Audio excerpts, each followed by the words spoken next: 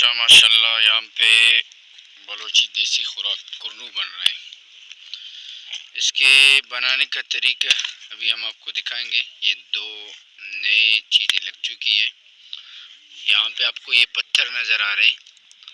पहले पत्थरों को आग के अंदर गर्म कर दिया जाता है, उसके बाद फिर हम आपको दिखाएंगे।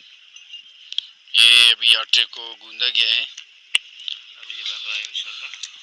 मौलाना अब्दुल हलीम साहब, अभी आप किस तरह इसको बनाएंगे? अभी बस पत्थर इसके अंदर डाल देंगे।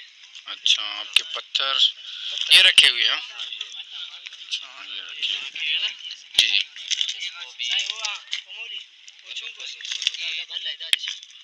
अच्छा, ये वाला पत्थर।